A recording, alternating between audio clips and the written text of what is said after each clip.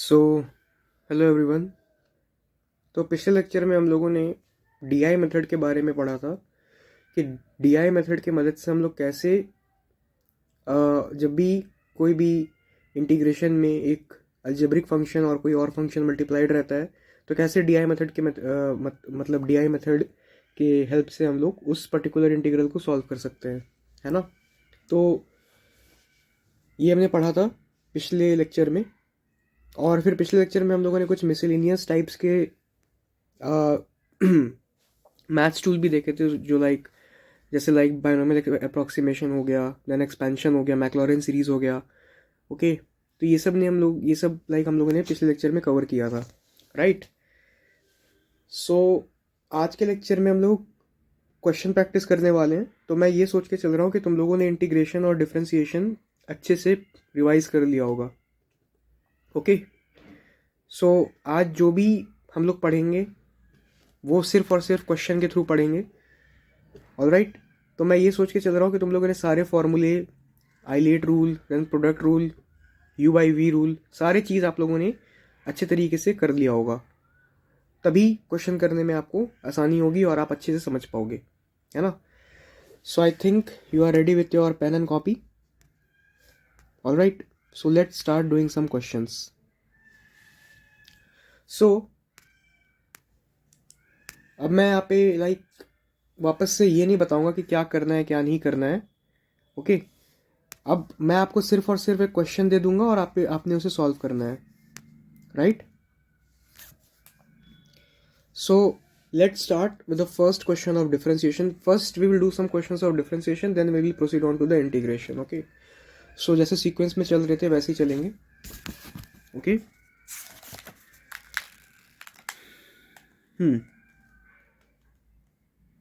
So my first question on differentiation is, the first question is if y is equals to log to the base e x minus root x, then dy by dx की value क्या होगी।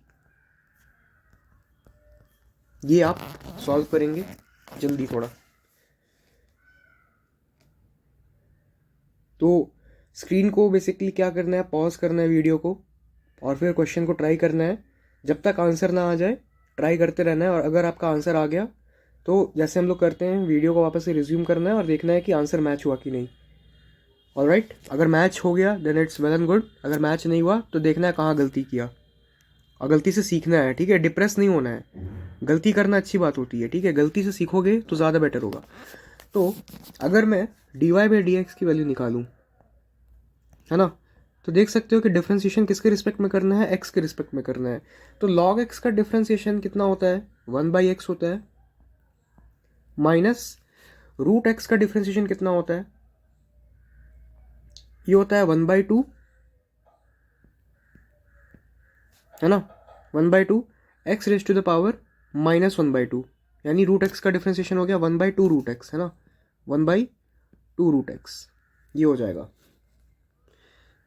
तो आप इतने में ही छोड़ सकते हो, है ना। अगर आप इसे फर्दर सॉल्व करना चाहो तो ये हो जाएगा 2 root x minus x upon 2x root x, 2x root x, ये हो जाएगा। यानी ऐसे नहीं करो, ऐसे कर लो, 2x रूट एक्स यानी x raise to the power 3/2 हो जाएगा ये,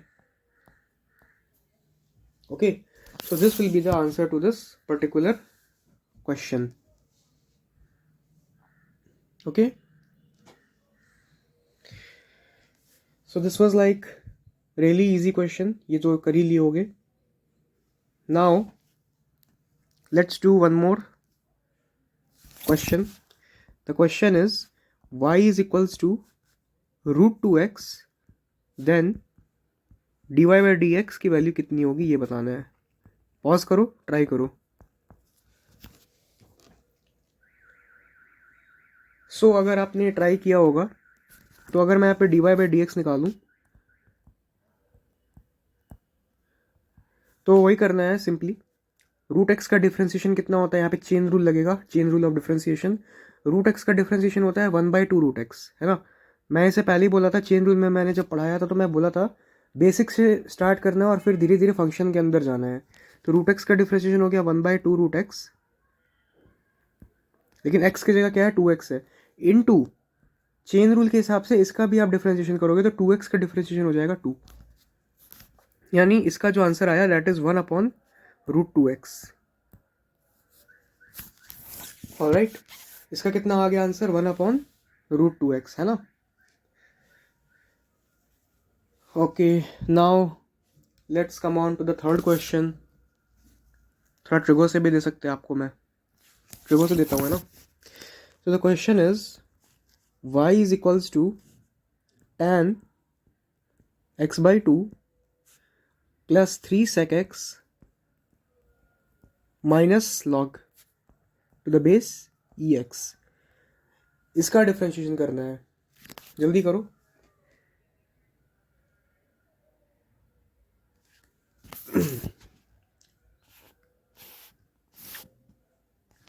अगर इसे ट्राई करोगे तो बहुत सिंपल है। tan x का डिफ्रेंशिएशन हो जाता है sec² x upon 2 plus sec x का डिफ्रेंशिएशन होता है 3 sec x tan x और माइनस log x का डिफ्रेंशिएशन होता है 1/x। ये हो जाएगा इसका आंसर। तो देख सकते हो कि अभी हम लोग सिर्फ और सिर्फ एडिशन एंड सब्ट्रैक्शन वाली जो प्रॉपर्टी है उस पर हम लोग डिफ्रेंशिएशन करते जा रहे हैं ना, क्योंकि ये आपको सुधारना ज़रूरी है। नेक्स्ट करते हैं, नेक्स्ट क्वेश्चन है, ठीक है। Next question is y is equals to x² plus 1 into x plus 2 then dy/dx की वैल्यू क्या होगी। चलिए जल्दी से वो ट्राई करिए, ट्राई करो और आंसर बताओ।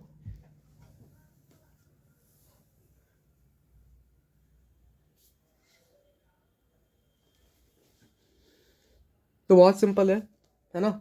इसमें कोई भी आपको प्रोडक्ट रूल लगाने की कोई ज़रूरत नहीं है, ठीक है। कोई ज़रूरत नहीं है प्रोडक्ट रूल लगाने की। आप सिंपली इसे ब्रैकेट को ओपन करके आराम से कर सकते हो। अगर आप ब्रैकेट को ओपन कर दोगे then it will be simple of addition and subtraction property of differentiation, है ना। ब्रैकेट अगर ओपन करते हो तो देखो क्या हो जाएगा। तो y इज इक्वल्स टू क्या हो जाएगा, ये हो जाएगा x³ plus 2x² x³ plus 2x² plus x plus 2। देख सकते हो एक बारी में ये डिफ्रेंशिएट हमारा हो जाएगा फंक्शन, है ना। यूवी रूल लगाने की कोई ज़रूरत नहीं है, एक बार में डिफ्रेंशिएशन हो जाएगा। तो अगर मैं यहाँ पे dy/dx की वैल्यू निकालूं तो ये हो जाएगा 3x² plus 4x plus 1। This will be the answer to the question. Okay, this will be the answer to the particular question, ठीक है। ये हो जाएगा इस क्वेश्चन का आंसर, राइट। आपने देखा कि मैं कितनी स्मार्टली से सारे क्वेश्चन को प्रोसीड कर रहा हूँ, ठीक है। और राइट, नेक्स्ट करते हैं। y इज इक्वल्स टू, ये करना क्वेश्चन है, y is equals to sin² x cos x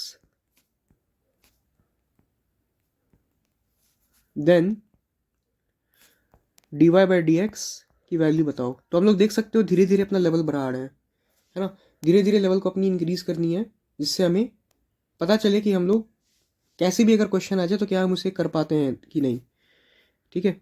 then dy/dx की वैल्यू बतानी है कितनी होगी, है ना। तो इसे प्लीज़ ट्राई करो।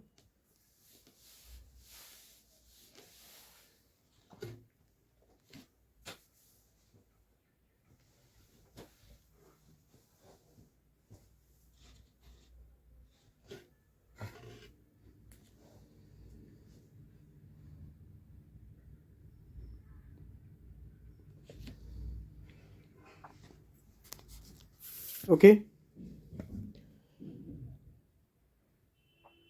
अगर आप इसे ट्राई किए होगे तो कितना होगा, इसमें वही हमारा प्रोडक्ट रूल लगेगा।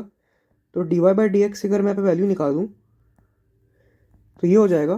देखो प्रोडक्ट रूल क्या कहता है कि एक फंक्शन को कांस्टेंट रखो, तो मैंने sin² x को कांस्टेंट रखा, ठीक है। दूसरे का डिफ्रेंसिएशन, तो cos x का डिफ्रेंसिएशन कितना हो जाएगा, माइनस sin x फिर बीच में प्लस का साइन देना है, दूसरा फंक्शन कांस्टेंट रखो और पहले का डिफरेंशिएशन। तो देखो पहले का डिफरेंशिएशन अगर थोड़ा सा ध्यान लगाओ तो साइन स्क्वायर एक्स है ना, साइन स्क्वायर एक्स है, तो साइन स्क्वायर एक्स का डिफरेंशिएशन कितना हो जाएगा, ये चेन रूल से चलना होगा हमें। तो स्टार्ट करना एकदम बेसिक से, तो पावर वाली प्रॉपर्टी लगाएंगे तो ये हो जाएगा 2 साइन एक्स, है ना, पावर को हमने इधर भेज दिया और एक एक कम कर दिया। ठीक है, समझ में आ रहा है, साइन स्क्वायर एक्स का डिफरेंशिएशन हमने पावर वाली प्रॉपर्टी से किया है, यानी पावर मल्टीप्लाई कर दिया और पावर में से एक कम कर दिया। और ये साइन एक्स है, एक्स होता तो हम लोग वैसे ही कर देते, तो साइन एक्स है तो साइन एक्स का भी तो डिफरेंशिएशन करना पड़ेगा ना, कॉस एक्स। ये हुआ। ओके, सो सिंपल है, साइन स्क्वायर एक्स का डिफरेंशिएशन कितना होता है 2 साइन एक्स, और साइन एक्स का फिर डिफरेंशिएशन कितना हो गया कॉस एक्स। तो अगर आप इसे सॉल्व करोगे तो ये हो जाएगा कितना, 2 sine x into cos square x, 2 sine x cos square x minus sine cube x, ये हो गया। फर्दर आप इसे ऐसे भी लिख सकते हो, sine 2x into cos x, sine 2x cos x minus sine cube x, ये हो गया। ठीक है, यहाँ पे मैंने क्या ट्रिग्नोमेट्री वाली फॉर्मूला लगाया है यहाँ पे मैंने, which is 2 sine theta cos theta, ये मैंने आपको पहले लेक्चर 1 में या लेक्चर 2 में बताया था, this is equal to sine 2 theta, sine, अरे यार, साइन 2 थीटा। ओके, ये मैंने यहाँ पे फॉर्मूला लगाया है। ऑलराइट, ठीक है। So let's do another question on this topic.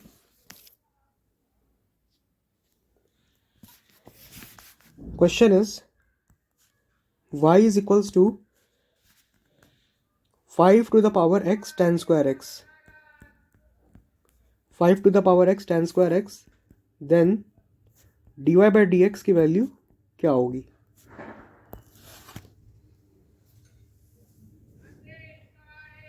If y is equals to 5 raised to the power x tan square x, then dy by dx is,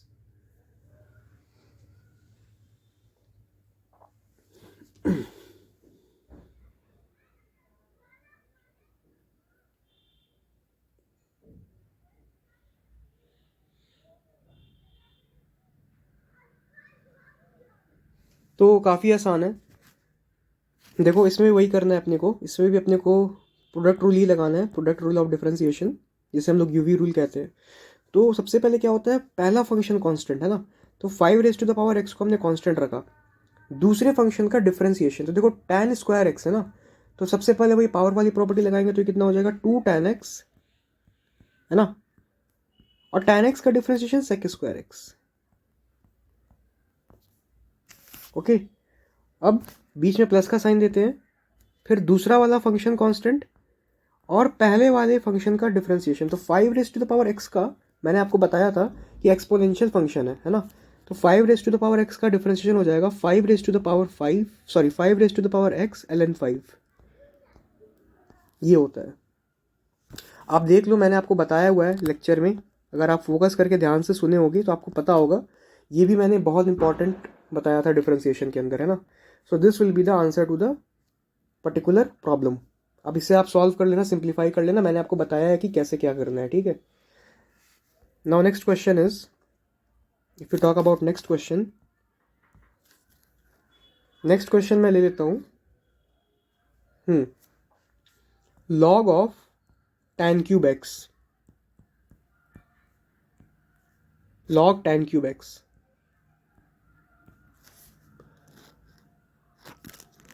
y is equals to log tan cube x is equals to y, then dy by dx की value कितनी होगी ये बताओ। Okay,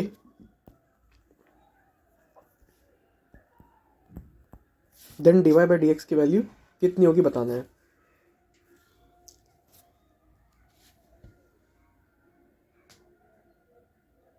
तो क्या करेंगे, वही अपना चेन रूल का प्रॉब्लम है।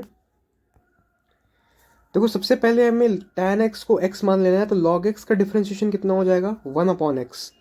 तो ये हो जाएगा 1 अपॉन, यहाँ पे पहले मैं dy बाई डी एक्स लिख देता हूँ यार, नहीं तो फिर ये हो जाएगा dy by d x.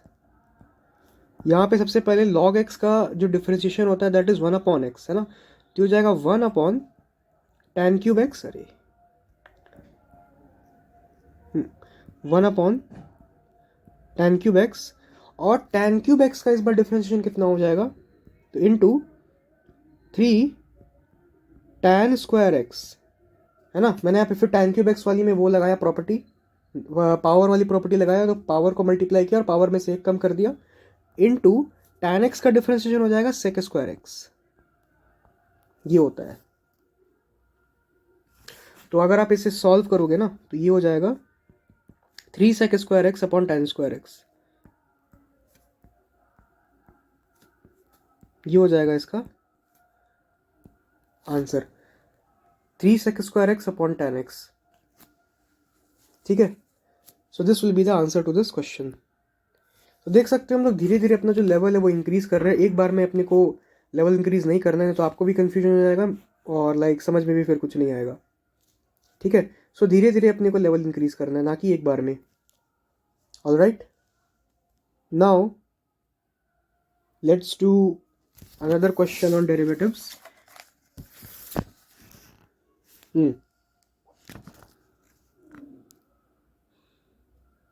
Okay, so another question is question है, ये सब तो कर ही ले जाओगे है ना। चलो ये वाला करो। The question is 2 upon if y is equals to 2 upon 5x minus √2 upon 3x square, √2 upon 3x square, then dy by d x की वैल्यू फाइंड करनी है। चलो इसे ट्राई करो जल्दी।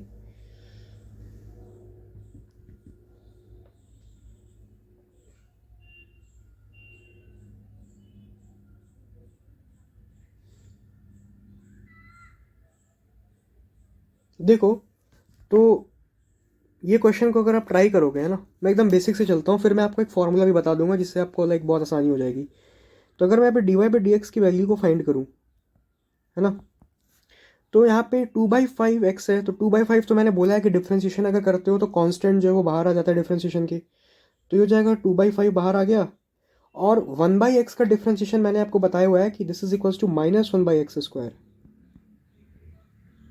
है ना, -1/x स्क्वायर। और माइनस, अब इधर भी देख लो, यहाँ पे भी √2/3 बाहर आ जाएगा, और -1/x स्क्वायर, सॉरी हाँ, -2/√2/3 बाहर आ गया, और 1/x स्क्वायर का अगर आप डिफ्रेंशिएशन करोगे this will be -2 upon x cube. करके देख लेना, यही आने वाला है। ठीक है, so this will be the answer to our particular question. तो अगर आप इसे फर्दर सिंप्लीफाई करो, सो अगर आप इसे फर्दर सिंप्लीफाई करोगे सो ये हो जाएगा -2 अपॉन 5x स्क्वायर है ना, और ये हो जाएगा +2√2 अपॉन 3x क्यूब। यानी इसे अगर मैं थोड़ा सा और अच्छे से लिखूं तो हो जाएगा 2√2 upon 3x cube -2 upon 5x square. ये हो जाएगा हमारा इसका answer. Okay, this will be the answer to the particular problem. Alright,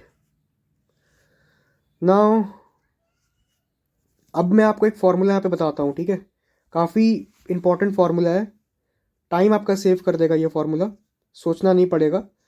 तो बेसिकली क्या है कि अगर आपको कुछ फंक्शन इस तरीके का दिया रहे, y is equals to 1 upon function f(x) raise to the power n है ना, कुछ अगर इस तरीके का अगर आपको फंक्शन दिया रहे, तो अगर आपको dy बाई डी एक्स की वैल्यू पूछेगी ना, अगर आपको dy बाई डी एक्स की वैल्यू पूछी जाएगी, तो इसका जो फॉर्मूला होता है ये होता है -n upon f(x) raise to the power n+1।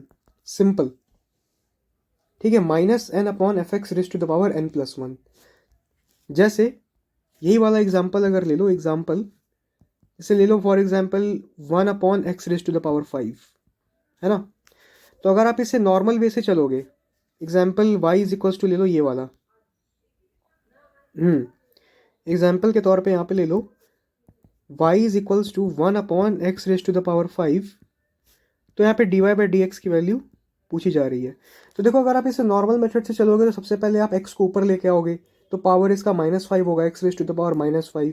फिर आप वहाँ पे फॉर्मूला लगाओगे, है ना। तो मैं क्या कहना चाह रहा हूँ कि करने में इसे आपको 1 से 1.5 मिनट टाइम लग सकता है, नहीं इतना भी नहीं लगेगा, लेकिन हाँ 1 मिनट तो टाइम ले ही सकता है ना। सोचोगे कैसे करना है, फिर पावर को ऊपर लाओगे, फिर फॉर्मूला लिखोगे, फॉर्मूला लगाओगे, तो टाइम तो लग ही जाएगा। ये फॉर्मूला की मदद से आप विद इन 30 सेकेंड्स आंसर ले आ सकते हो। देखो फॉर्मूला क्या कहता है, फॉर्मूला कहता है कि अगर हमारा कुछ इस तरीके का फंक्शन है 1/f(n), तो उसका जो डिफ्रेंशिएशन होता है वो होता है -n, यानी पावर को माइनस ऊपर कर देना, है ना। तो -n/f(n+1), यानी यहाँ पे जो n की वैल्यू है इस क्वेश्चन में ये 5 है, पावर की वैल्यू क्या है 5 है। तो अकॉर्डिंग टू फॉर्मूला dy/dx की जो वैल्यू होगी वो हो जाएगी -n यानी -5/fx क्या है हमारा, x⁻5 है ना, fx⁻n+1, यानी हो जाएगी 5 + 1 which is 6, and this will be the answer to the question. Direct आप निकाल सकते हो इस फॉर्मूला के हेल्प से, है ना। सो इस फॉर्मूला के हेल्प से आप डायरेक्टली कोई भी 1/f(x⁻n) टाइप का अगर आपको सवाल आए तो आराम से कर सकते हो। जैसे यही पर्टिकुलर सवाल देख लो ना, ये जो मैंने अभी यहाँ पे सवाल किया है, यहाँ पे मैंने यही फॉर्मूला लगाया, ठीक है। यहाँ पे मैंने यही फॉर्मूला लगाया तो मेरे को समझ में आएगा कि अच्छा ये तो यही वाला फॉर्मूला पे बेसिस होगा, तो मैंने यहाँ पे आराम से लगा के इसका आंसर ले आया। आप लोग भी आराम से इसके एक काम करना, इस क्वेश्चन को फिर से ट्राई करना, ओके। ये वाला फॉर्मूला लगा के इस क्वेश्चन को फिर से ट्राई करोगे तो आपका आंसर भी आ जाएगा, ठीक है। सो एक फॉर्मूला भी मैंने आपको बता दिया इसमें कि आप कैसे विथ वेरी लेस टाइम आप बड़े बड़े डिफ्रेंसिएशन, अगर मान लो कि पावर अगर नीचे तो उसे आप कर सकते हो। Let's do one more question, okay, let's do one more question. The question is y is equals to e⁻ax plus b, then dy/dx की वैल्यू हमसे पूछी जा रही है। जल्दी करो।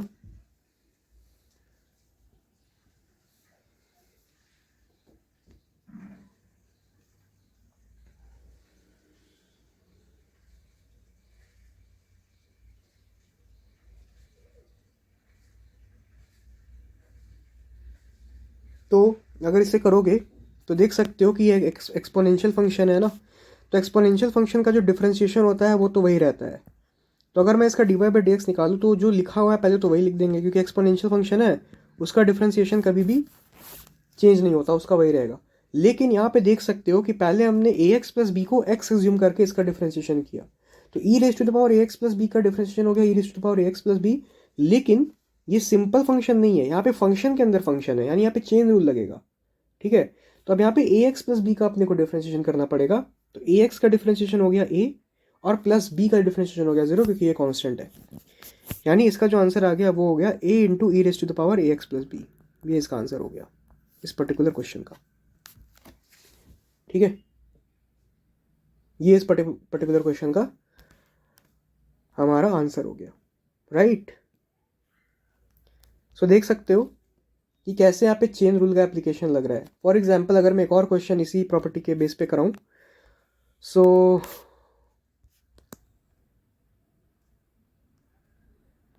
स्पेस कहाँ बचा है, यही करा देता।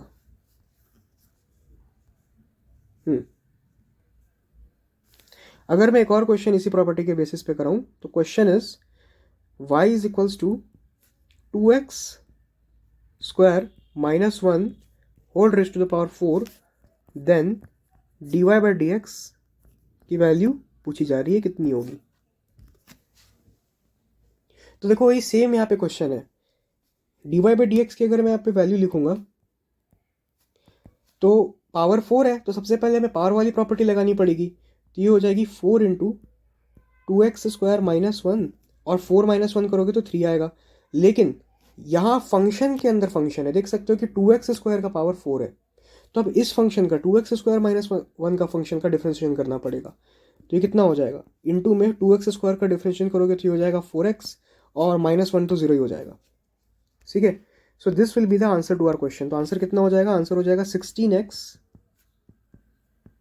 Into 2x² - 1। देखो ये बहुत इंपॉर्टेंट प्रॉपर्टी होती है, ठीक है, फिजिक्स और मैथ्स में बहुत यूज़ होगा इसका, चेन रूल का।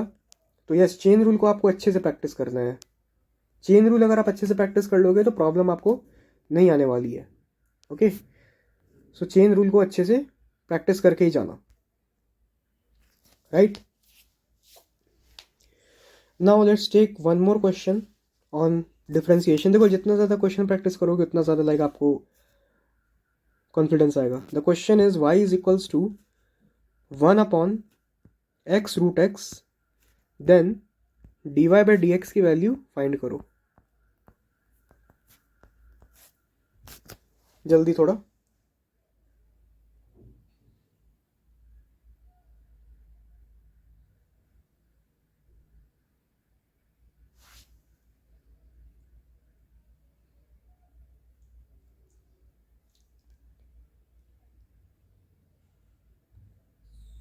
ओके, सो अगर आप इसे देखो, अगर मैं इसे थोड़ा सा ब्रेक करूं, है ना, तो सबसे पहली बात तो मैं इसे ऐसे लिख सकता हूँ y is equals to 1/x⁻³ क्योंकि अगर आप इसका पावर तोड़ोगे रूट का, तो रूट का पावर हमें पता है 1/2 होता है, और बेस से में तो पावर एडेड हो जाएगा, तो 1 + 1/2 विच इज़ 3/2।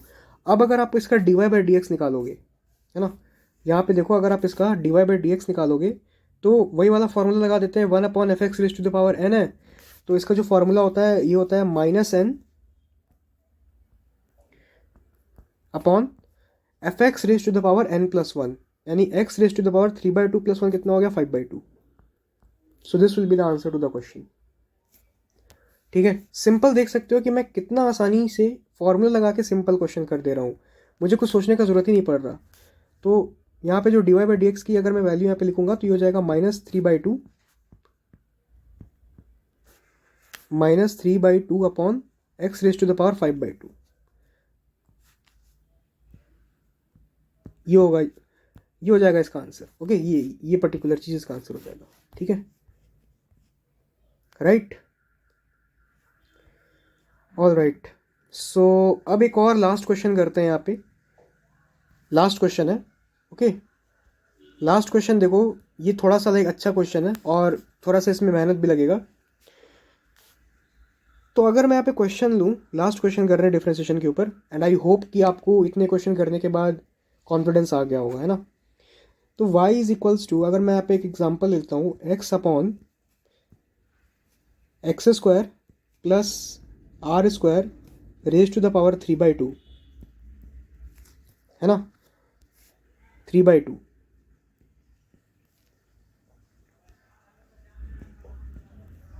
ये then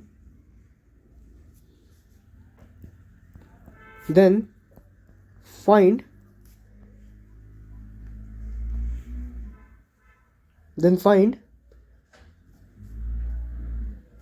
dy/dx, then find dy/dx is equals to 0 and relationship of x। Alright, यानी देखो आपको क्या करना है मैं बता रहा हूँ, ठीक है, ध्यान से सुनना। सिंपल आपको यहाँ पे इस फंक्शन का डिफरेंशिएशन करना है। ये जो मैंने फंक्शन दिया है ना, इस फंक्शन का आपको सिंपल डिफरेंशिएशन करना है। ओके, डिफरेंशिएशन करने के बाद उस वैल्यू को 0 के इक्वल कर देना, और वहाँ से आपको x या x का रिलेशनशिप निकालना है किसी भी टर्म्स में, है ना। एक आपको इक्वेशन बन सकता है, या फिर आप x की कुछ पर्टिकुलर वैल्यू आ सकती है, ठीक है। तो लाइक एक रिलेशनशिप आपको निकालना है, x की वैल्यू भी आ सकती है, x की रिलेशनशिप भी, कोई इक्वेशन भी बन सकती है। तो इसे आप ट्राई करो। इसे मैं आपको करने के लिए 2 मिनट दे रहा हूँ क्योंकि ये अच्छा सवाल है। ठीक है, तो ट्राई करो इसे, सोचो कि दिमाग में कि कौन सा इसमें फॉर्मूला लगेगा, क्या प्रॉपर्टी लगेगी। ठीक है, तो I am giving you 2 minutes to think about this.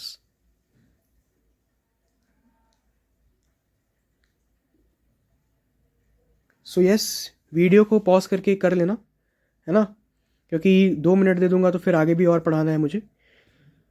तो वीडियो पॉज करना और अपने जो टाइमर है उसमें 2 मिनट लगाना और देखना कि कर पा रहे हो कि नहीं।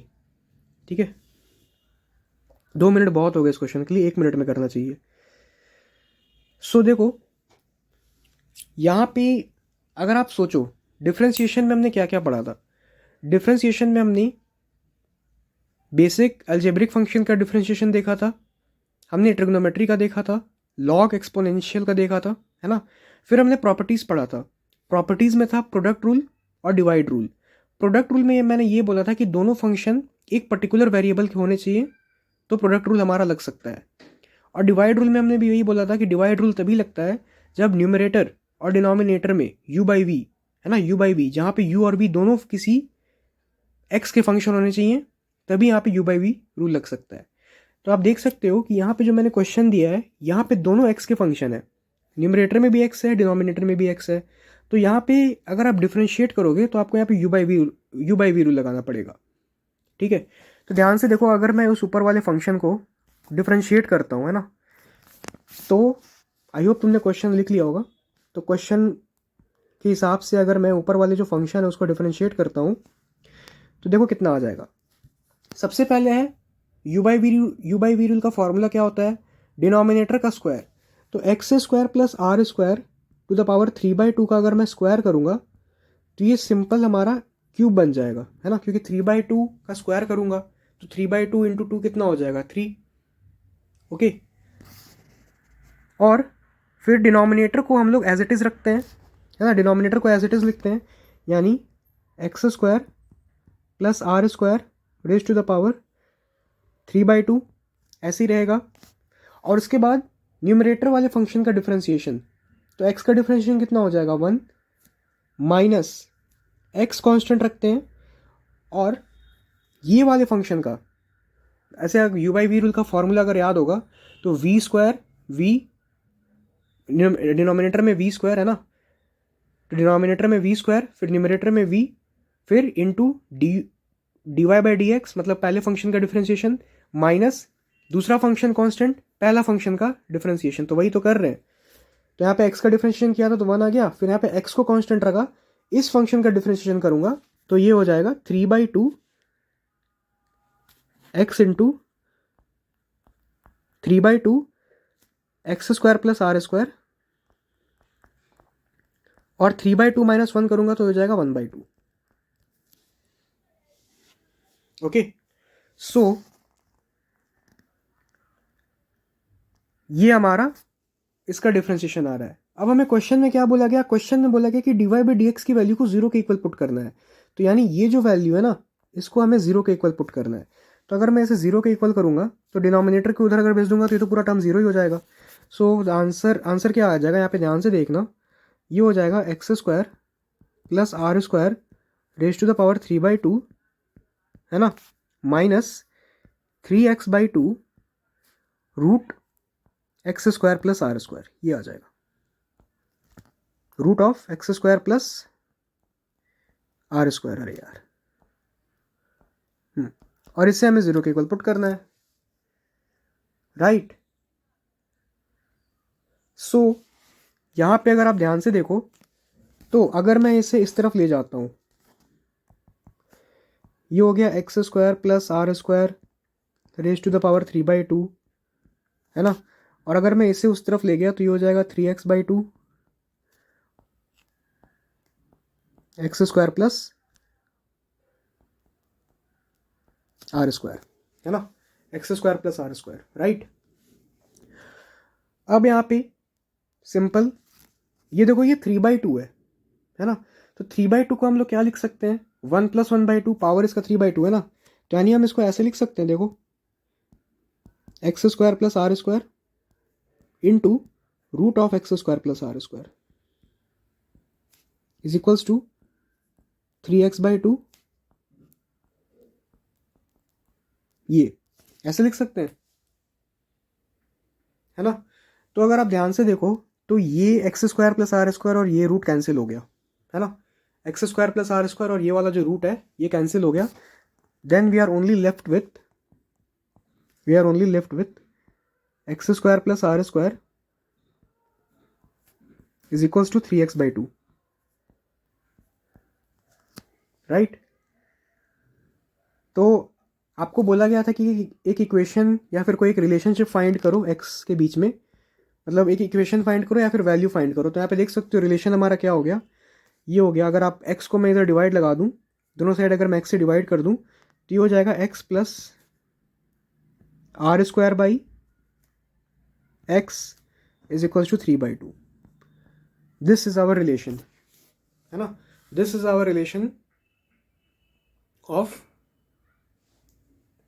एक्स, है ना। ये हमारा इक्वेशन बन गया एक्स और आर के बीच में, राइट। तो एक काम करते हैं ना, ऐसे नहीं लिखते हैं हम लोग, एक्स को एक साइड ले जाते हैं क्योंकि इक्वेशन बनाना है तो आर का टर्म यहाँ पे नहीं रखते हैं, एक्स को एक साइड ले जाते हैं, तो वहाँ से लाइक चीज़ें अच्छे से समझ में आएंगी।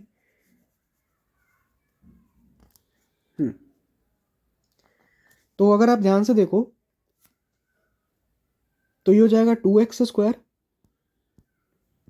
Plus 2r² is equals to 3x, है ना।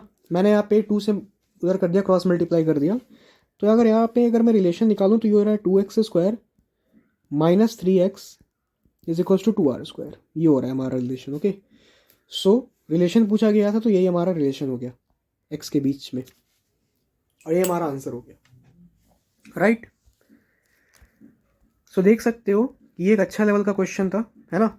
और कैसे प्रोसीड करना है मैंने आपको यही बताया। यहाँ पे डिवाइड रूल लगा और फिर हमने इस पर्टिकुलर सवाल को सॉल्व किया। Okay,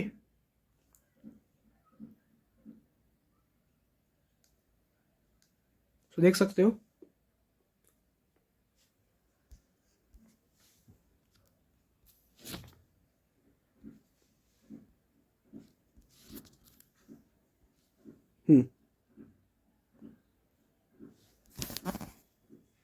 right.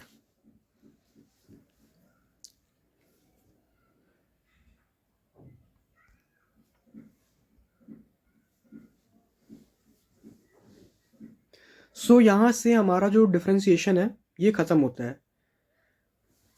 अब एक लास्ट अगर मैं आपको एक कंसेप्चुअल सवाल दूं, है ना, लास्ट एक कंसेप्चुअल सवाल दे रहा हूं, इससे भी आप जरा समझना, मैं देखना चाहता हूं कि आपको समझ में आया है कि नहीं। ठीक है, लेट्स से कि अगर मैं आप एक क्वेश्चन दूं, क्वेश्चन, ठीक है, क्वेश्चन देता हूं, if y is equals to 2x² plus 3y² plus 6x plus y is equals to plus y plus 4, ये है।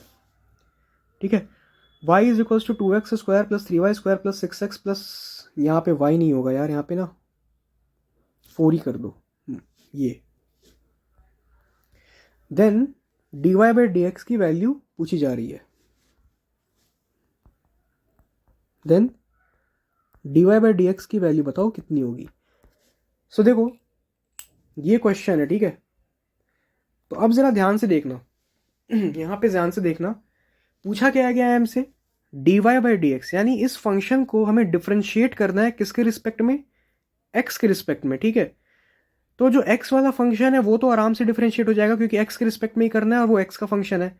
लेकिन यहाँ पे एक y का भी फंक्शन है 3y², तो इसे हमें अगर x के रिस्पेक्ट में करना होगा तो चेन रूल लगेगा। ठीक है, इसे अगर x के रिस्पेक्ट में करना होगा तो क्या लगेगा, चेन रूल लगेगा।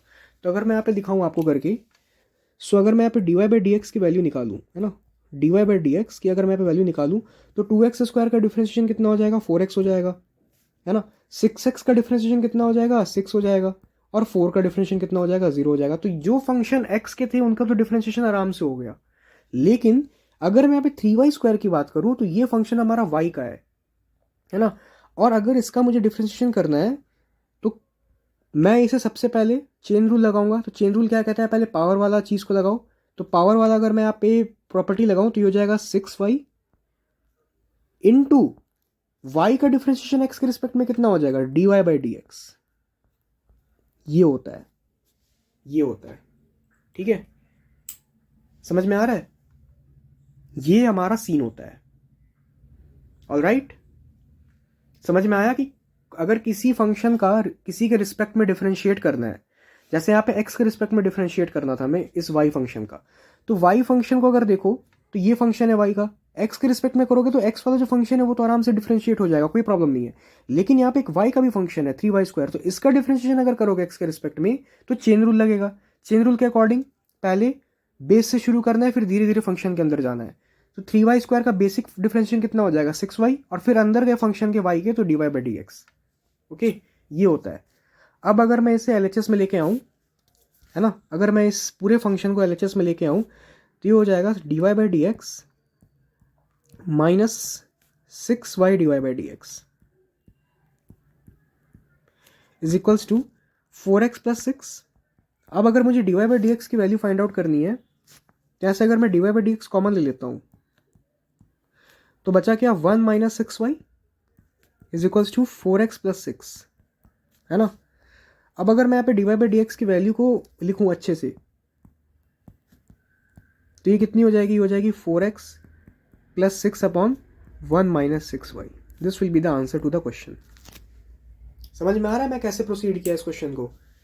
चेन रूल लगा यहाँ पे, ठीक है, चेन रूल की मदद से मैंने इस क्वेश्चन को सॉल्व किया। ओके, सो देखो हमने कितने क्वेश्चन कर लिए, एक क्वेश्चन यहाँ किया, 2 क्वेश्चन, 3 क्वेश्चन, 4, 5, 6, 7, 8, ओके, 9, 10, 11, 12, 13, 14, 15, 16, 17, तो 17 क्वेश्चन हमने डिफरेंशिएशन के ऊपर प्रैक्टिस किए हैं। सो आई थिंक कि इतना सवाल काफ़ी होगा कॉन्सेप्ट को क्लियर करने के लिए, और एक अच्छी लेवल की हमारी प्रैक्टिस भी यहाँ पे हो गई है, राइट।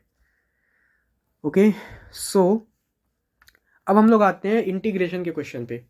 ओके, इंटीग्रेशन के क्वेश्चन पे आते हैं। तो देखो, चूंकि हम लोगों ने इंटीग्रेशन का क्वेश्चन जो मेन होता है ना, जो मेन इंटीग्रेशन का क्वेश्चन होता है वो तो हमने लाइक अपने लेक्चर में ही कर लिया था। डिफरेंशिएशन का क्वेश्चन हमने नहीं किया था, तो डिफरेंशिएशन का क्वेश्चन कराना ज़रूरी था। लेकिन इंटीग्रेशन का जो क्वेश्चन है वो हम लोगों ने like most of the question कर दिया है, बट स्टिल मैं यहाँ पे आपको 10 से 12 क्वेश्चन और दूंगा इंटीग्रेशन के करने को, है ना, जिससे लाइक आपकी अंडरस्टैंडिंग क्लियर होगी, राइट। तो चलो एकदम बेसिक से शुरू करते हैं हम लोग।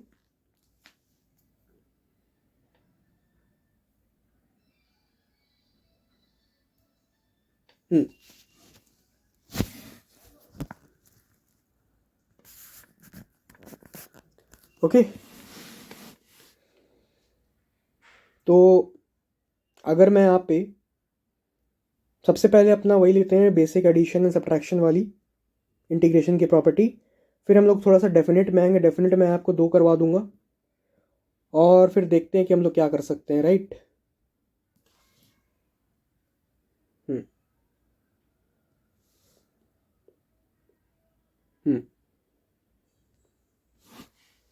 तो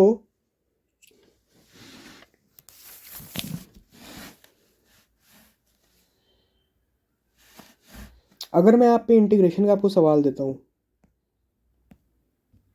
ठीक है, सो पहला सवाल है इंटीग्रेशन का। Question is, first question is integrate e raise to the power x plus 1/x dx। इस फंक्शन का हमें इंटीग्रेशन करना है। तो यहाँ पे हम लोग वही करेंगे अपना जो लाइक एडिशन सब्ट्रैक्शन वाला प्रॉपर्टी है।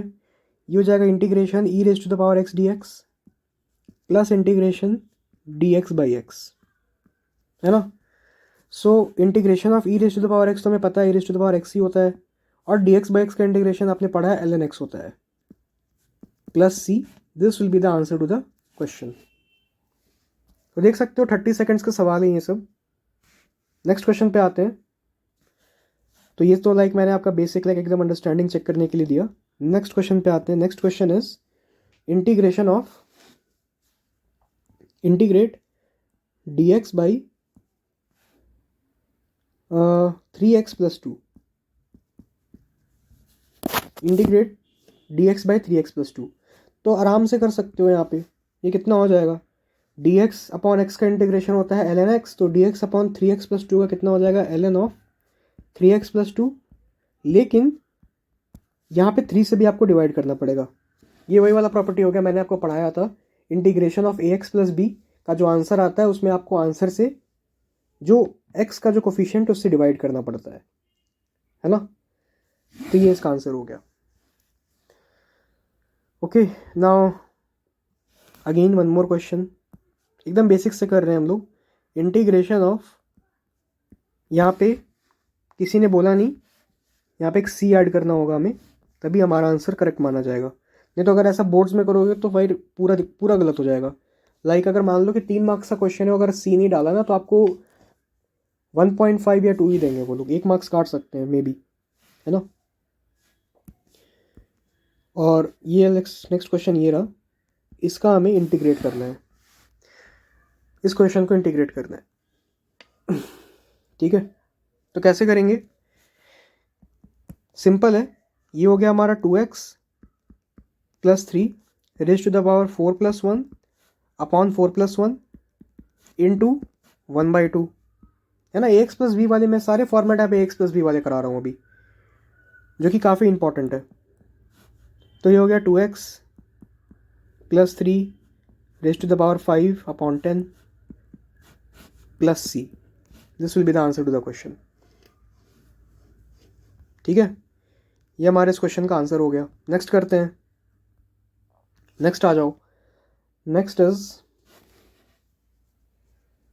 Integration of next. तो देखो मैंने यहाँ पे 3 सवाल तो आपको करा दिए इसके प्रॉपर्टी पे, अब और थोड़े कर लेते हैं। Integrate x raise to the power 5 plus x raise to the power -2 plus 2 upon x² dx। इसे करो, ये -2 है। Okay,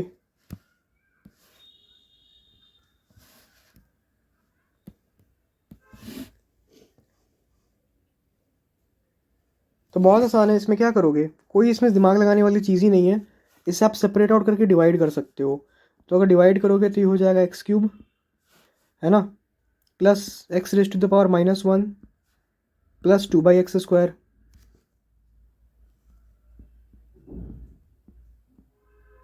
dx। अब इससे आप एडिशन सब्ट्रैक्शन वाली जो प्रॉपर्टी होती है वो लगा दो, हो जाएगा integration of x³ dx plus x raise to the power -1 dx plus integration of 2/x² dx, है ना। अब यहाँ से जो बेसिक फार्मूला होता है पावर वाला वो लगा दो। पावर वाला फार्मूला के अकॉर्डिंग ये हो जाएगा x raise to the power 4/4 plus ये हो जाएगा 1/x, है ना। dx/x का इंटीग्रेशन हो गया यहाँ पे ln x, और प्लस इंटीग्रेशन में आप कांस्टेंट को आराम से बाहर निकाल सकते हो, कोई इशू नहीं। इंटीग्रेशन में आप कांस्टेंट को बाहर निकाल सकते हो। सो अगर आप इंटीग्रेशन में यहाँ पे कांस्टेंट को बाहर निकाल के इस पूरे फंक्शन को 2/x² dx को इंटीग्रेट करोगे तो हो जाएगा -2/x और plus c। This will be the answer to the integral. आप इसे एक बार देख लो अच्छे से, है ना, इस क्वेश्चन को अच्छे से देख लो।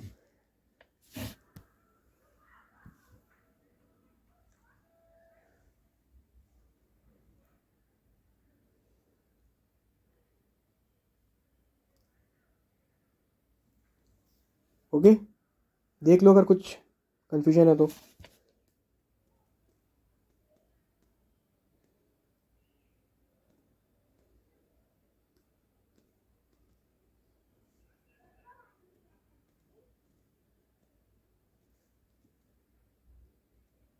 ओके, नाउ नेक्स्ट क्वेश्चन पे आते हैं। तो ये हमारा तो बेसिक हमारा ये हो गया, है ना, ये तो बेसिक हो गया हमारा। नेक्स्ट आते हैं, थोड़ा सा डेफिनेट वाली भी कर लेते हैं प्रैक्टिस। डेफिनेट इंटीग्रल में देख लो, डेफिनेट में डेफिनेट में एक सवाल यही कर लो, 0 to π/2 0 to π/2 sine of 3x dx। इसका करो, डेफिनेट में, तो बहुत आसान है ना। तो साइन 3x, साइन x का इंटीग्रेशन कितना होता है, माइनस कॉस x, और 3x है तो डिवाइड बाई 3 भी करना पड़ेगा, और लिमिट कितनी है 0 to π/2, है ना। तो इसका अगर मैंने आपको लिखना आंसर बताया है कि डेफिनेट इंटीग्रेशन का आंसर कैसे लिखते हैं, upper limit minus lower limit इस फंक्शन में पुट कर दो, तो ये माइनस कॉस एक्स बाई 3 हो गया ना। तो ये हो जाएगा minus cos π/2 upon 3 minus of minus cos 0/3, ये हो गया। इस डेफिनेट इंटीग्रेशन का जो आंसर है वो ये हो जाएगा। फर्दर इसे अगर आप सॉल्व करो तो ये तो कॉस π/2 कॉस 90 0 हो गया, और प्लस कॉस 0 की वैल्यू 1 होती है, तो इसका जो आंसर हो जाएगा ये हो जाएगा 1/3। 1/3 will be the answer to this particular question. ठीक है, तो डेफिनेट की क्वेश्चन ऐसे कर सकते हो आप। Alright, now let's move on to this particular question.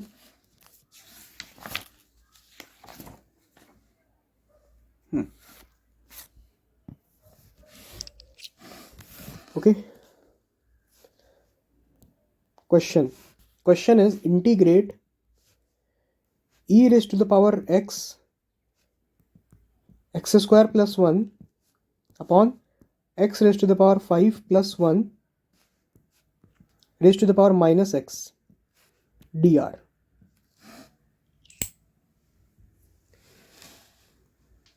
ठीक है, थोड़ा जल्दी करें इसे। ये r है, ये x नहीं है, पहले बता दे रहा हूं। This is dr।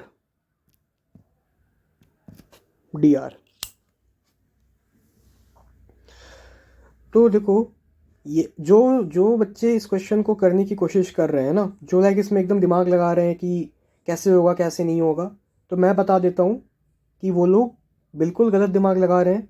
Basic concept अगर आप देखोगे तो मैंने क्या बोला कि जो क्वांटिटी वैरी करती है उसी के रिस्पेक्ट में हम लोग इंटीग्रेट करते हैं। ये मैंने आपको पिछले लेक्चर में बताया हुआ है कि अगर यहाँ पे dr है तो r के रिस्पेक्ट में इंटीग्रेट करेंगे, अगर x होता तो x के रिस्पेक्ट में करते ना। तो यहाँ पे तो r है, तो यहाँ तो r वाली कोई क्वांटिटी ही नहीं है कि नहीं, यहाँ तो r वाली कोई क्वांटिटी नहीं है ना।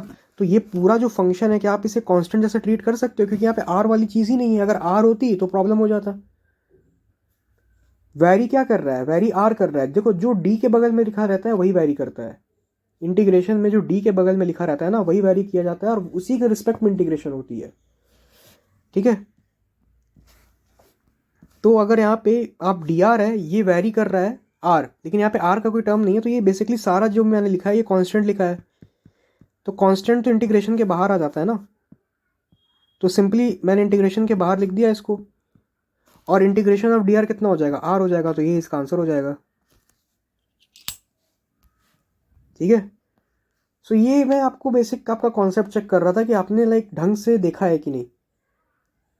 मैंने ये सब सारा, मैंने जितना भी चीज़ है ना, मैंने अभी जितना भी बताया ये सब मैंने आपको प्रीवियस लेक्चर में बताया है।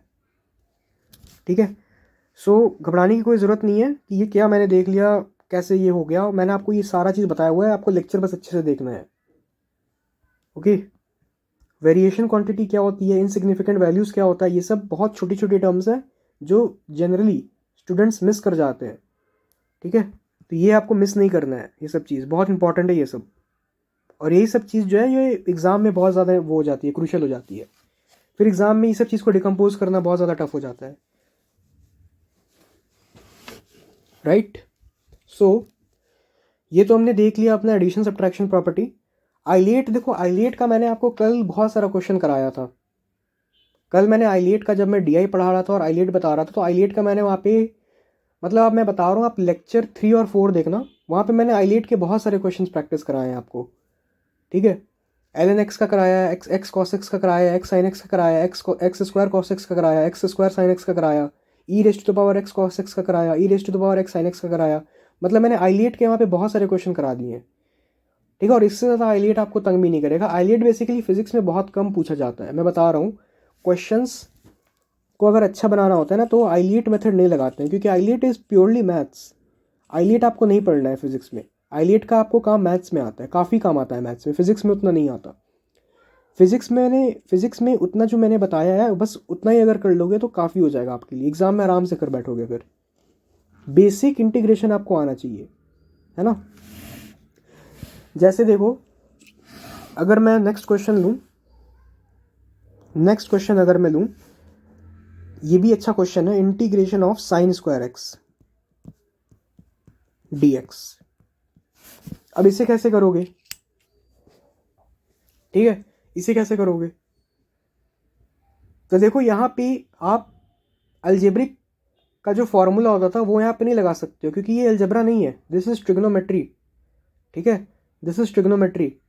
अलजेब्रिक वाला जो फॉर्मूला होता है ना, fx⁻n+1/n+1, वो नहीं लगा सकते हो यहाँ पे, ये अलजेब्रा नहीं है, ये ट्रिग्नोमेट्री है, ठीक है। तो यहाँ पे क्या करते हैं, अगर ऐसा आपको क्वेश्चन आ जाए साइन स्क्वायर एक्स का, तो मैंने आपको फॉर्मूला बताया था, इसलिए बताता हूँ कि लेक्चर देखना इंपॉर्टेंट है। मैंने आपको एक फॉर्मूला बताया था cos 2 थीटा का। cos 2 थीटा का जो फॉर्मूला होता है that is 2 cos square theta -1, और इसका एक और फॉर्मूला होता है 1 - 2 साइन स्क्वायर थीटा। तो आप एक बात बताओ कि कौन सा फॉर्मूला यहाँ पे, मतलब क्या लगाना मेरे को यहाँ पे सही रहेगा? अगर मैं cos स्क्वायर थीटा -1 वाला लगाता हूँ तो यहाँ पे तो क्वेश्चन में cos स्क्वायर थीटा मेंशन ही नहीं है, तो मुझे ये वाला फॉर्मूला लगाना पड़ेगा, है ना।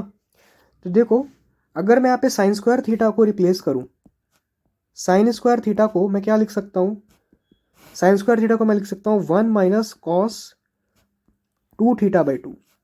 ध्यान से देखो, 1 - 2 cos θ/2 है ना। साइन स्क्वायर थीटा को मैं ऐसे लिख सकता हूँ। अब ये जो फंक्शन है, साइन स्क्वायर थीटा की जगह ये वाला फंक्शन उठा के रख दो, तो आपका इंटीग्रेशन बहुत आसान हो जाएगा। ये हो जाएगा 1 - cos 2x/2 dx। अब इसका आप आराम से कर सकते हो इंटीग्रेशन। रिमेंबर, ट्रिग्नोमेट्री में अगर कोई भी आपको पावर दिया जाए ना, तो उस पावर को आप अलजेब्रिक फंक्शन वाला जो फॉर्मूला है उसे नहीं कर सकते हो, आपको उसके बदले कुछ सब्स्टिट्यूट करना पड़ेगा। जैसे मैंने यहाँ पे साइन स्क्वायर थीटा था, तो मैं यहाँ पे साइन स्क्वायर थीटा की जगह ये वाला फंक्शन ला के रखा। अब इसका मुझे इंटीग्रेशन आता है, तो इसमें आप सिंपली वही वाली प्रॉपर्टी ब्रेकिंग वाली लगा दो, एडिशन सब्ट्रैक्शन प्रॉपर्टी। तो ये हो जाएगा dx/2 minus integration cos 2x/2 dx, है ना।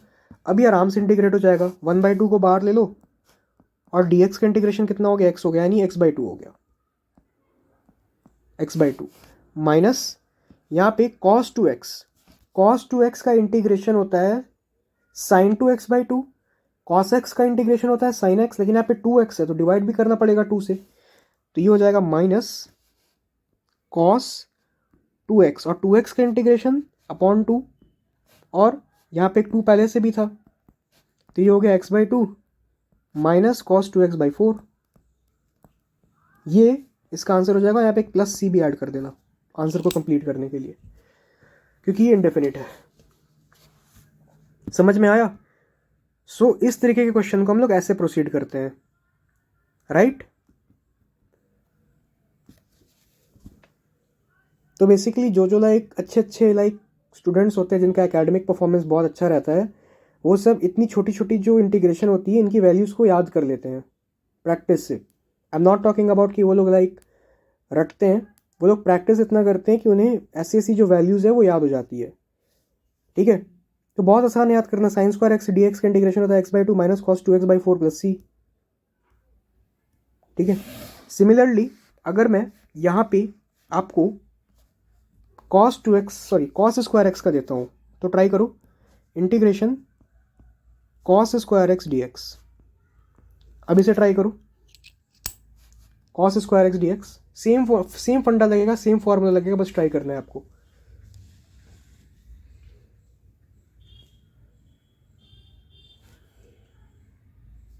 ठीक है, तो मैं आपको जनरली यही बोलूँगा ना कि देखो ये जो चीज़ है ये फिजिक्स में भी काम आती है और मैथ्स में भी काम आती है। तो देख सकते हो कि इसको इंटीग्रेट करने में आपको 1 से 1.5 मिनट लग जाएगा, लेकिन अगर आपको ये वैल्यू याद रहेगी ना, तो आप आराम से डायरेक्टली आंसर ही लिख सकते हो। तो मैं तो यही कहूँगा, मेरा ये सजेशन है कि आप इस वैल्यू को याद कर लें, ठीक है, वैल्यू को याद कर लें, क्योंकि जेई मेंस या जेई एडवांस का एग्ज़ाम जब देने बैठोगे ना, तो उस टाइम बहुत आपका मैटर करता है।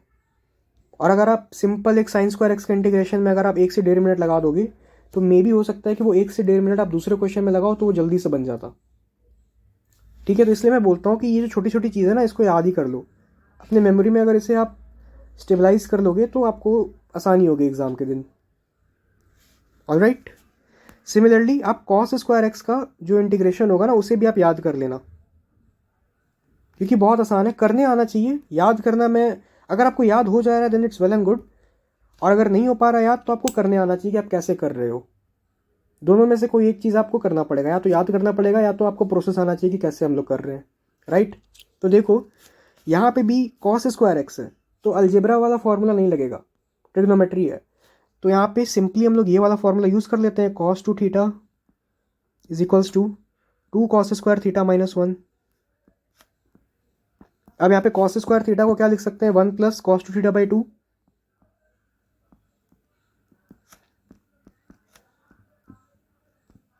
है ना।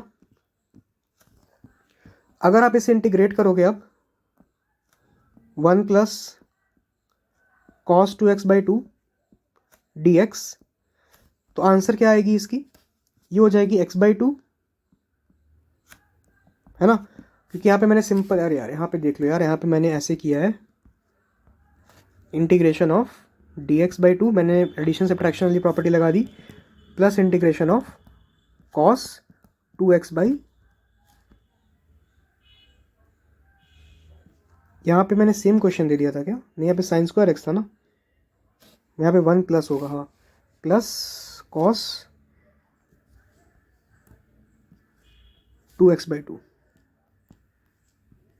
ठीक है, मैंने ब्रेक कर दिया तो डायरेक्टली मैं यहाँ पे लिख देता हूँ। तो ये x बाई 2 हो गया, प्लस कॉस 2x का अगर आप इंटीग्रेट करोगे तो कितना हो जाएगा, कॉस x का इंटीग्रेशन हो जाएगा minus sign x,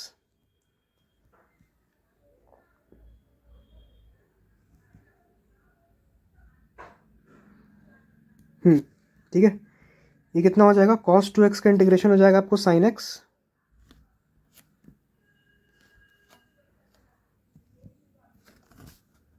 plus cos 2x का इंटीग्रेशन हो गया साइन 2x बाई 2, और 2 एक और नीचे था तो ये 4 हो जाएगा प्लस c। तो देख लो यार, ये जो दो वैल्यू है ना इसे आप याद कर लो, बहुत इंपॉर्टेंट है।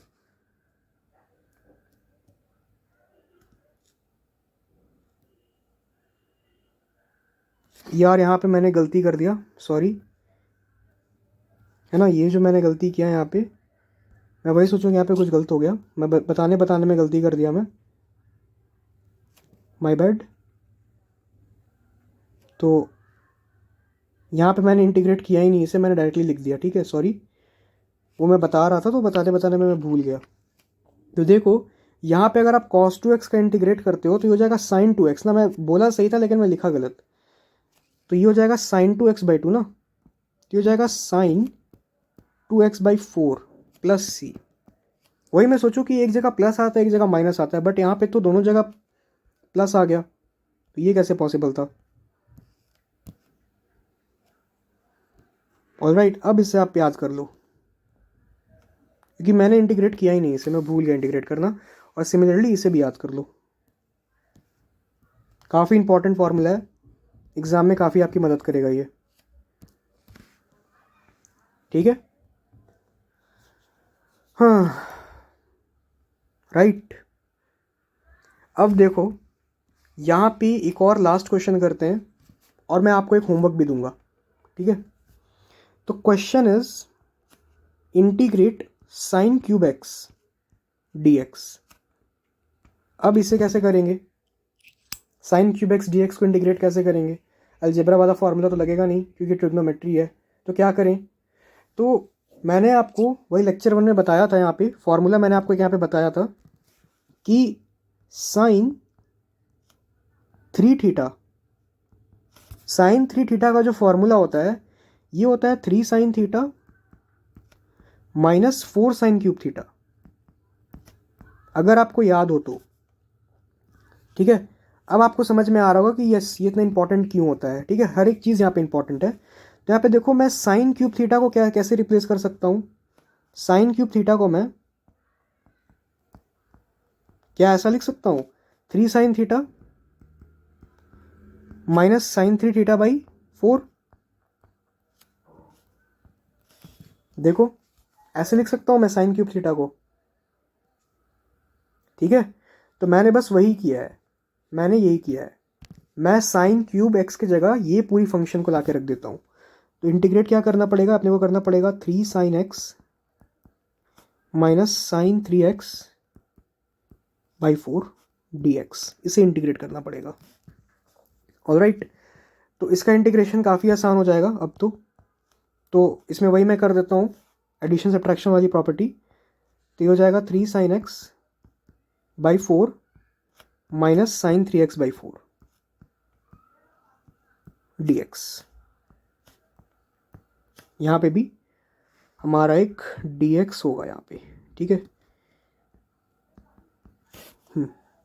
dx, ठीक है। तो अब इसे अगर इंटीग्रेट करो तो 3/4 तो बाहर आ गया, साइन एक्स का इंटीग्रेशन हो गया, साइन एक्स dx का इंटीग्रेशन कितना हो गया, minus cos x. Alright, minus यहाँ पे 1/4 बाहर आ जाएगा, साइन 3x का इंटीग्रेशन हो गया हमारा माइनस कॉस 3x बाई 3, है ना। अगर मैं इसे सॉल्व करूं तो ये आ रहा है 1/12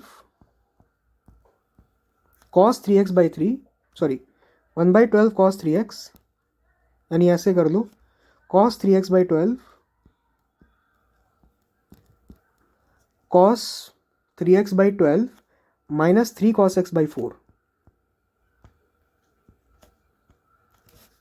plus c। This is the answer to the particular question. देखा मैंने कैसे किया।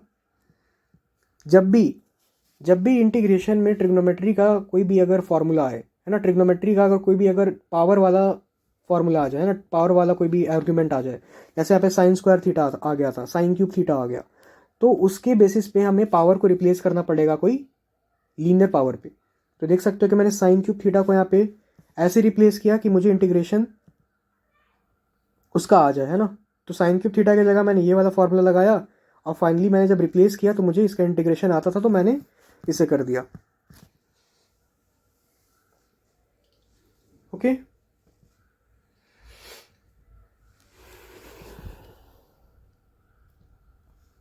राइट। तो अब आप एक होमवर्क ले लो मेरी तरफ से, क्योंकि होमवर्क भी करना लाइक इम्पॉर्टेंट है, तभी तो समझ में आएगा कि आपको लाइक सही में आया कि नहीं करने। तो मेरी तरफ से एक होमवर्क ले लो, जो आप इसे घर पे ज़रूर प्रैक्टिस करना। Integrate cos cube x D x, cos cube x D x, right. और यहाँ पे एक डेफिनेट इंटीग्रेशन इसे बना देते हैं, 0 to π/4 कर देते हैं, ठीक है, 0 to π/4। एक इसे डेफिनेट इंटीग्रेशन बना देते हैं, cos cube x D x को 0 to π/4 आपको इंटीग्रेट करके आंसर बताना है। ओके, तो मैंने देखो साइन क्यूब एक्स वाला कर दिया, अब आपको एक कॉस क्यूब एक्स वाला होमवर्क दिया हूँ। सो यस, इसे प्लीज़ आप ट्राई करना और ज़रूर आंसर मुझे बताना कि इसका आंसर कितना आ रहा है, तभी मैं जानूंगा कि हाँ आपको ये चीज़ अच्छे तरीके से समझ में आ गई है, राइट। तो ये आपका होमवर्क हो गया।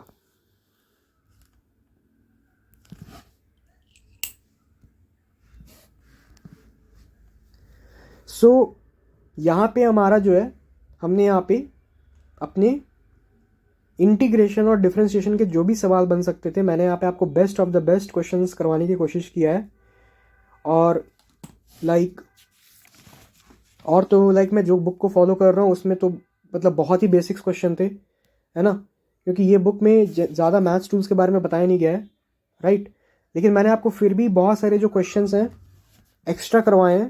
जैसे आईलेट के क्वेश्चंस फिजिक्स में जनरली नहीं पूछे जाते हैं, बट मैंने स्टिल आपको आईलेट का क्वेश्चन कराया, देन साइन क्यूब एक्स वाला जो क्वेश्चन है ये करवाया, कॉस क्यूब एक्स वाला कराया, sine square cos square x वाला कराया, ठीक है। तो आपका मैंने जनरल जो बेसिक कॉन्सेप्ट होता है वो तो मैंने आपका क्वेश्चंस के थ्रू क्लियर कर दिया। ऑलराइट, तो मैंने आपको सारे प्रॉपर्टी पे क्वेश्चन कराया। देखो मैंने आपको एडिशन सब्ट्रैक्शन पे कराया, मैंने आपको आइलेट पे कराया प्रीवियस लेक्चर में, फिर मैंने आपको ट्रिग्नोमेट्री पे कराया, मैंने आपको एक्सपोनेंशियल पे भी करवाया, सेम है मैंने आपको डिफरेंशिएशन में भी सारे टॉपिक्स पे करवाए। Okay, so yes, this is the end of the maths tool for physics. मैंने क्वेश्चन भी यहाँ पे अपन ने प्रैक्टिस कर ली, देखें कितना क्वेश्चन हुआ। सो यहाँ पे 1 2 3 4 5 देन 6 7 8 8 क्वेश्चन किए है ना। तो 8 क्वेश्चन इधर किए और आइलेट के हमने उधर 6 क्वेश्चन किए थे, यानी 14 क्वेश्चन यहाँ पे भी हो गए हमारे, राइट। 14 क्वेश्चन हमने आइलेट के भी, मतलब टोटल इंटीग्रेशन के मिला के हमने 14 क्वेश्चन यहाँ पे किए, और डिफ्रेंशिएशन के हमने 17 क्वेश्चन किए थे। Okay, so this is the end to the basic maths which is required for physics. हमने यहाँ पे कोऑर्डिनेट ज्योमेट्री से स्टार्ट किया था और हमने इंटीग्रेशन पे लाके समाप्त किया। तो यस, मुझे नहीं लगता है कि और कुछ मैंने यहाँ पे छोड़ा है आपको बताना। मैंने आपको एक एक चीज़ बता दिया है, कुछ ज़्यादा ही हद तक बता दिया है, जितना नहीं बताना चाहिए था वो भी बता दिया है, क्योंकि काम आता है। अगर आप किसी कोचिंग इंस्टीट्यूट में पढ़ते हो तो वहाँ पे एक्सपेंशन, देन आपको मैक्लॉरिन सीरीज़, देन आपको बायनोमियल अप्रॉक्सीमेशन बताया जाता होगा, लेकिन एक्सपेंशन हो गया, देन आपको AM ग्रेटर देन GM, ये 2 चीज़ नहीं बताया जाता होगा, बहुत रेयर है। और ये एक्सपीरियंस से ही आता है, क्योंकि most of the coaching centre अपनी मॉड्यूल को फॉलो करती है, तो उसमें लाइक ये सब चीज़ नहीं लिखा रहता है। लेकिन चूंकि मैं जो हूँ, मैं एक्सपीरियंस से बता रहा हूँ, मैं जितना ज़्यादा क्वेश्चन प्रैक्टिस किया हूँ उस चीज़ से मेरे को ये चीज़ इंप्लीमेंट हुई है अंदर। ठीक है, मैंने वेराइटीज़ ऑफ क्वेश्चन सॉल्व किए हैं, मैंने अपना module, then HCV, then JEE advance के इरोडोव वाले सवाल, ठीक है, सारे क्वेश्चन मैंने लगाए हैं, तो मेरे को ये चीज़ ग्रेजुअली अपने अंदर डेवलप हुई है।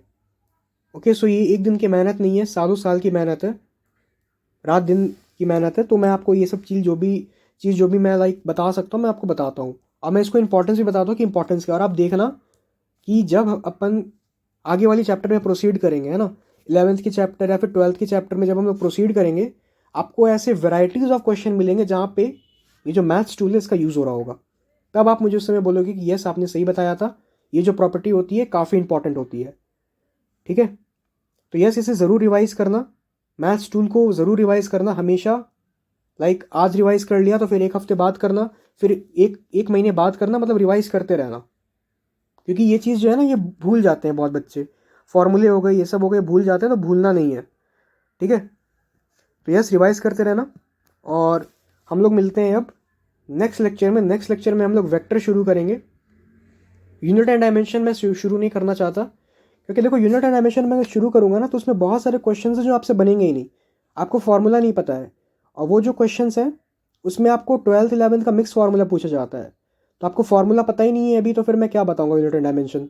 यूनिट एंड डायमेंशन जब हमारा लाइक 12th का मिड चलेगा ना, मिड ट्वेल्थ या फिर एंड बोलो, तो लास्ट में मैं आपको 1 से 2 लेक्चर लेगा यूनिट एंड डायमेंशन, मैं आपको पूरा खत्म कर दूंगा पूरा। ठीक है, बेसिक से स्टार्ट करूंगा, एडवांस लेवल तक लेके जाऊंगा।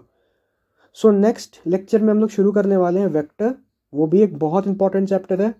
वेक्टर समझना बहुत इंपॉर्टेंट है, मैं आपको इसमें नेक्स्ट लेक्चर में बताऊंगी कि इसमें होता क्या है। ठीक है, सो यस, तब तक के लिए पढ़ते रहो, एंड मैं मिलता हूँ आपसे नेक्स्ट लेक्चर में। Thank you so much for watching.